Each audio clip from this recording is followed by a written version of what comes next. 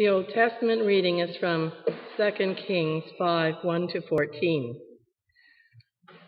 I get to read a story this morning. Naaman, commander of the army of the king of Aram, was a great man and in high favor with his master, because by him the Lord had given victory to Aram. The man, though a mighty warrior, suffered from leprosy. Now the Arameans, on one of their raids, had taken a young girl captive from the land of Israel, and she served Naaman's wife.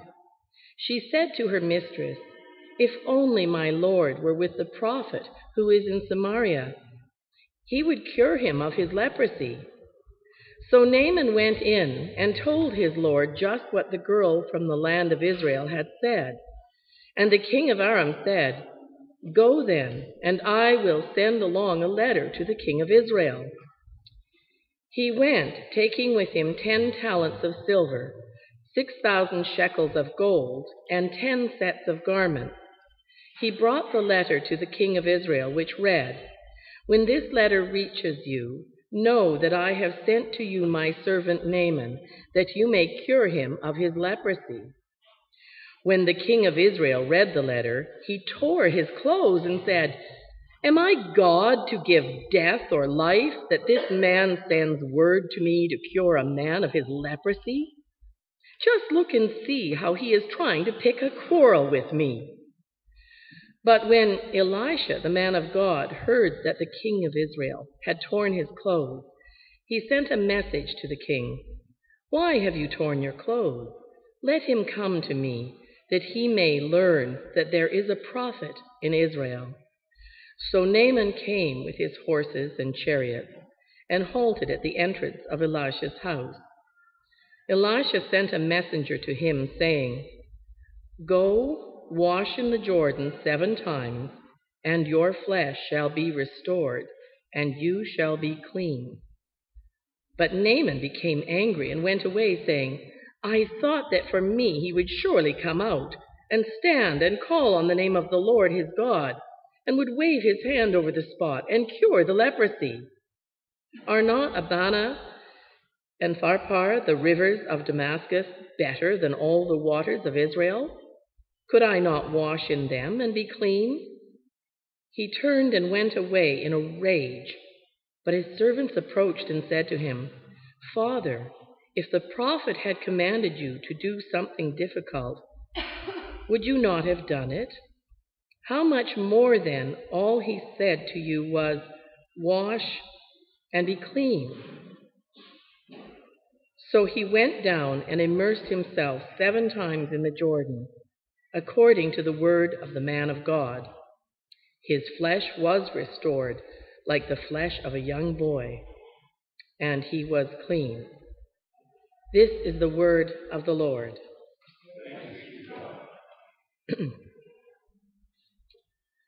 Let us read Psalm 30 together. "I will exalt you, O Lord, because you have lifted me up and have not let my enemies triumph over me."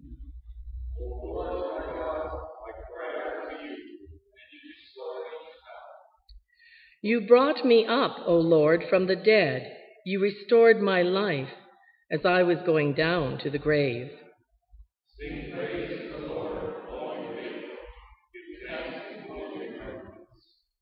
God's wrath is short. God's favor lasts a lifetime.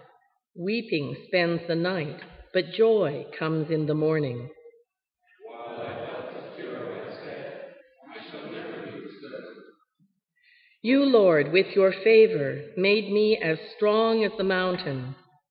Then you hid your face, and I was filled with fear. I cried to you, O Lord. I pleaded in my Lord, saying, "What profit is there in my blood if I go down to the pit? Will the dust praise you or declare your faithfulness?" Hear, O Lord, and have mercy upon me. O Lord, be my comfort. You have turned my wailing into dancing. You have put off my sackcloth and clothed me with joy.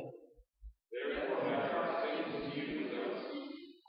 O Lord, my God, I will give you thanks forever. The New Testament reading is from 1 Corinthians 9:24 to 27. Do you not know that in a race the runners all compete, but only one receives the prize? Run in such a way that you may win it. Athletes exercise self-control in all things. They do it to receive a perishable wreath, but we an imperishable one. So I do not run aimlessly, nor do I box as though beating the air, but I punish my body and enslave it, so that after proclaiming to others, I myself should not be disqualified. This is the word of the Lord.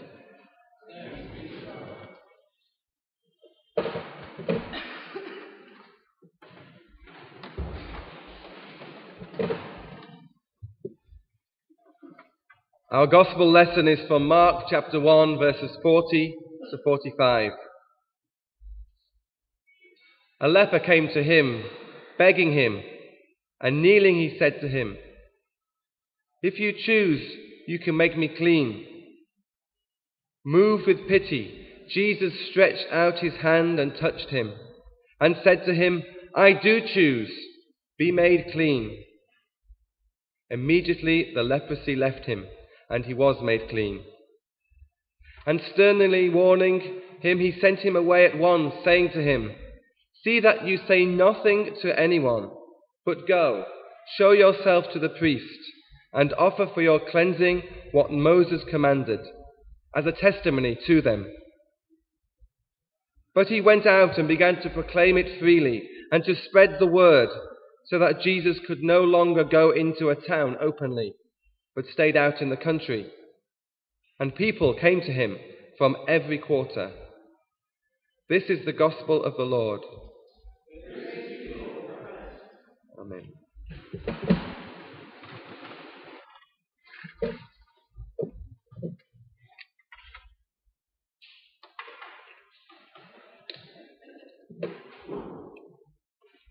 Our New Testament reading is from 1 Corinthians chapter 9.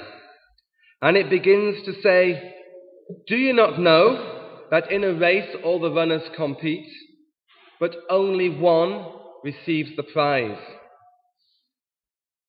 This seems a very strange verse to me as a metaphor for the Christian life. Only one receives the prize, as if the whole of our congregation are in a competition, and one of us will go to heaven and the rest, we've just not made it. Only one receives the prize. Obviously, it'll be me because I'm the one at the front. Possibly not. But it seems a very strange thing for Paul to write. Only one receives the prize. As if somehow in our own strength we get to heaven. As if whichever one of us is the best Christian is the one who's going to make it. And the rest of us, well, we'll see what happens next. It's almost like the story of the person who's been chased by a lion, and this lion's coming along. You can hear the lion outside traipsing around, and there are two people inside a tent. And one of them immediately starts to put on his running shoes. And the other one says to him, "Why are you putting on your running shoes? You can't outrun the lion." And he says, "It's not the lion that I have to outrun." Aha, exactly. One person wins, the rest don't win. That doesn't seem to be anything to do with what we understand as the Christian gospel. But I don't think that's what Paul was saying. I don't think he was saying only one of us will make it, or we have to run and train and get there in our own strength. I think really what he was talking about was the way the runner has a clear goal, the way the athlete trains and aims for what he knows he has to do. The way it becomes a goal which is worth everything else, worth putting everything else aside so you can win that prize. In England we have something called Desert Island Discs. It's a radio program that's been going for 60 years.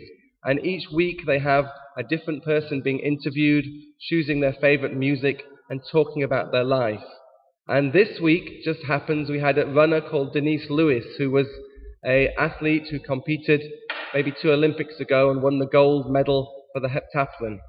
And she was just sharing how all the way through her youth, from age about 15, everything was aimed solely at winning that prize, at being the fastest, the best person in that competition in the world. She was dedicated to what she wanted to do. But what is our goal as Christians? What is our goal as the church here at St. Andrew's?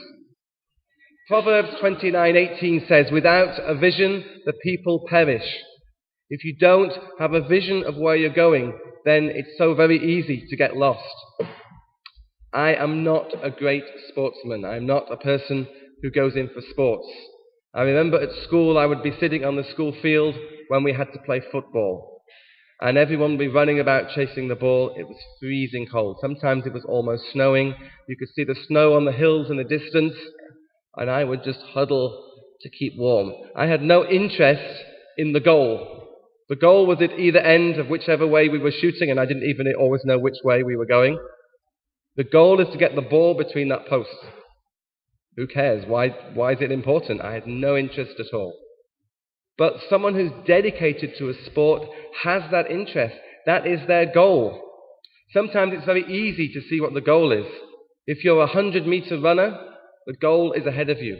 And all you have to do is run in a straight line for 100 meters as fast as possible.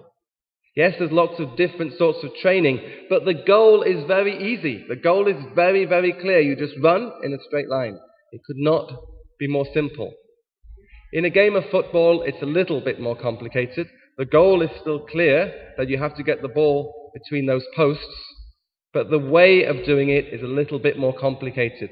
You have tactics, you have team play, you have different moves and different discussions of how you're going to achieve the goal. And yet the goal is still very clear.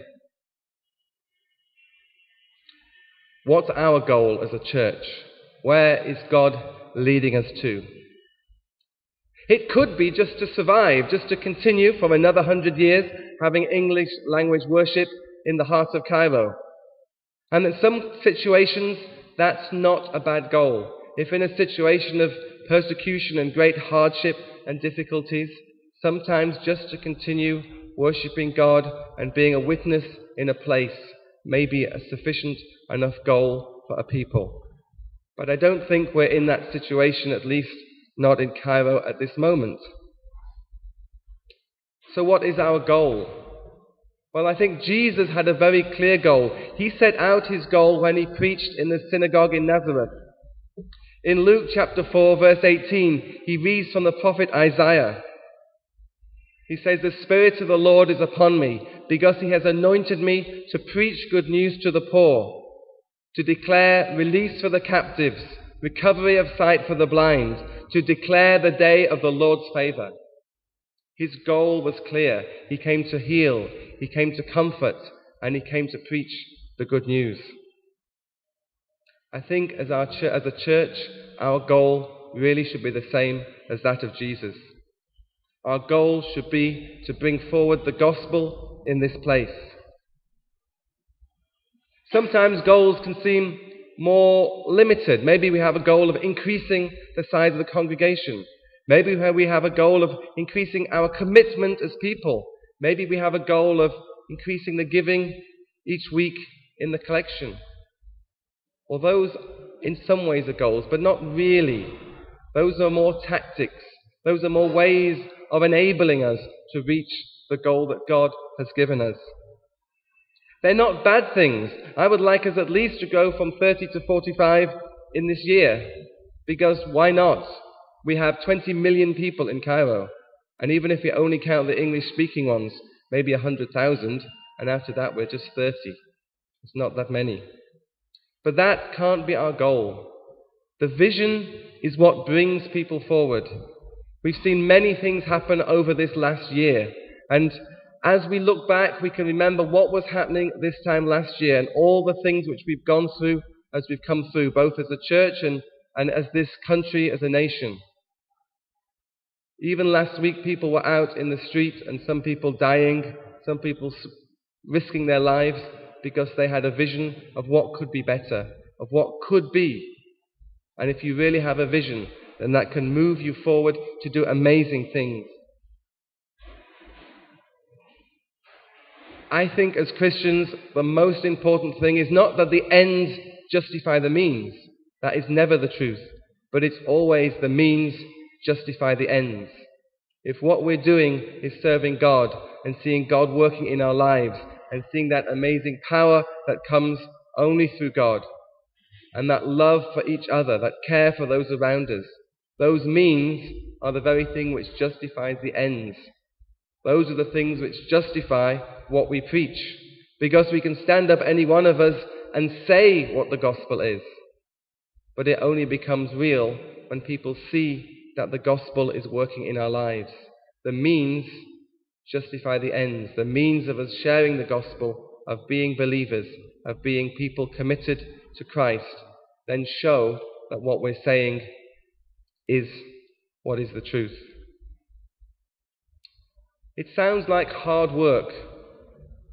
Growing a church, growing a people, committing ourselves to more, giving more, working more. These can all seem very difficult things to do. Back to the passage from 1 Corinthians, it talks about training. It talks about punishing your body. It talks about focusing on that one thing that you want with your whole dedication. Why are these athletes able to do that? Why are they able to never go out on a Saturday night, never go out with their friends, stay out in the cold 7 days a week? If they're swimmers, go to the swimming pool at 5 o'clock in the morning and swim for 2 hours before school each morning. How are they able to keep doing that year after year?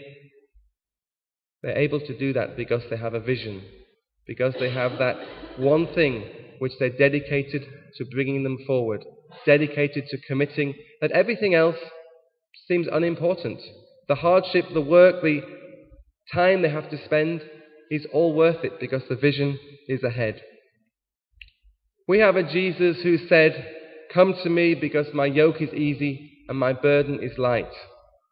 We shouldn't, as Christians, be overstressed and overloaded and overworked and underpaid. We should just be dedicated to following God and then rejoicing in all that we can do. The serving of the Lord should be something which gives us excitement and lifts us up and actually gives us energy. We should be people full of energy, not because we're working away, just keeping things going, but because we have that vision of Jesus and that vision of what God has called us to. It doesn't matter who we are. It doesn't matter whether we're on the council or we're in a committee or whether we're just somebody who just comes along to church each week. If we have God's vision, we can follow along, and each one of us can ask God to give us a vision for what He wants us to do. We have an exciting God who loves us, an exciting God who doesn't want us to be bored, doesn't want us to be stuck in a rut. However anything might be going in daily life, in work, in school or whatever, if we have that vision of God, then we can know that we have a goal, and that goal can make our lives meaningful and exciting in Him. And then we will see God working in our lives and in our church. Amen.